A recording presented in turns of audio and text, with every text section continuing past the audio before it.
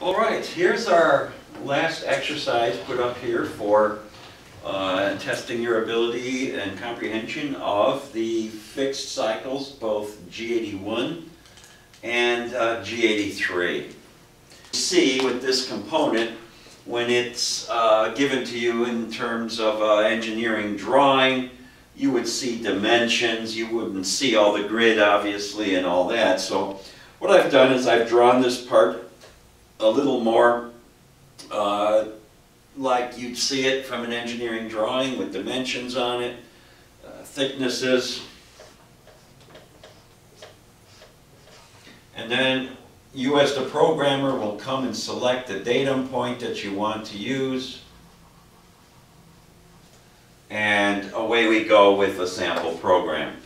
So the dimensions of the hole, this is like x4, y1, x4, y4, x4, y7, so this is 7 inches in the y, and so on. You know, over here this hole is 10 inches in the x, 1 inch in the y. And this hole sitting out here by itself is 13 inches in the x and 4 inches in the y. So your program would probably look something like this. We initialize at G90, G20. There's other initialization that I'll eventually incorporate. Load up tool number 1 into the tool station. Turn on the spindle to 1800 RPM. Kick in the Z offset with the number 1 tool length offset.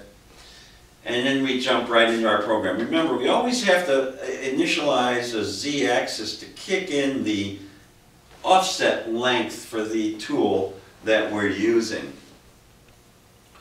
So we now have a drilling cycle that we're going to do.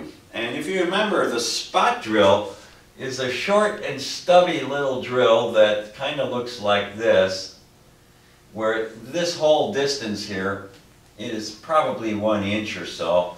And we're only going to be drilling down probably about 1/8 of an inch or so deep, just to make a hole that would resemble this point here, so that our full-size drill can follow that in. So the G81 cycle, again, we always wrap it down to a R level or a plane after we kick in our tool offset. Notice I kick in the tool offset a little bit above the part surface, so that's about 2 inches that I've asked the control to drop down our stubby little center drill. So it makes an initial move to 2 inches over the part right here while it's kicking in the offset. The G81 cycle positions it first of all in X and Y over the first hole, and then we'll also drop down the R level here so that the center drill, or the spot drill, is about 100 thousandths over our surface, because we don't want to be feeding through a bunch of empty airspace. So it then moves from this 2.0 mark to here, where it rapids down to 1 inch. And then notice my final depth is only about 1/8 of an inch, a little over 1/8 of an inch. So then we'll get a hole placed into the top of the part that resembles the tip of the center drill. So it's only 130 deep, 130 thousandths deep. And it's going to do that at all of these locations. So again, once we've initialized the process, all we got to do at that point forward is to give it X or Y or X and Y locations to go to.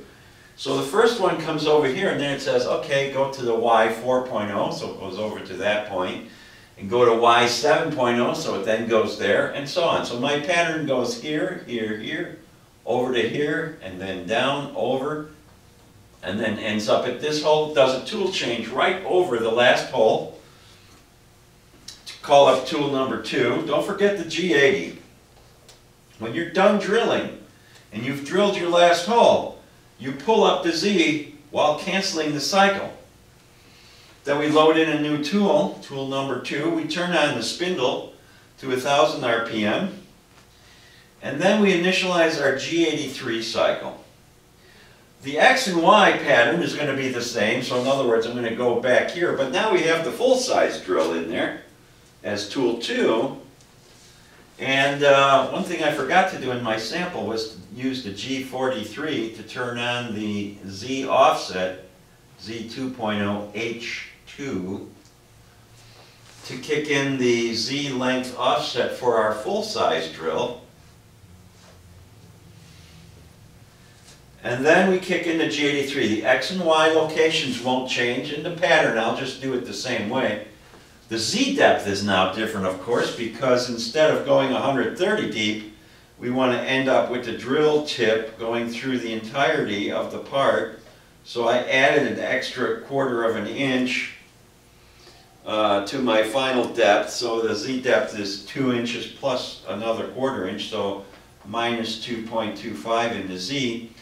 And then we're using the same R level of 0.1, so we're going to wrap it to 0.1 over the top of the part. But then every cut is going to be 200 thousandths at a time. It's going to go down 200 thousandths based on what I've entered for Q, and it's going to wrap it back out, wrap it back down to where it was, and then feed down for another 200 thousandths, and repeat that until it hits the final depth. And then the whole patterns would look the same, and then we come up with a G80, and then an M30, and the program is finished. We'll come back into the classroom and review some of our other fixed cycles.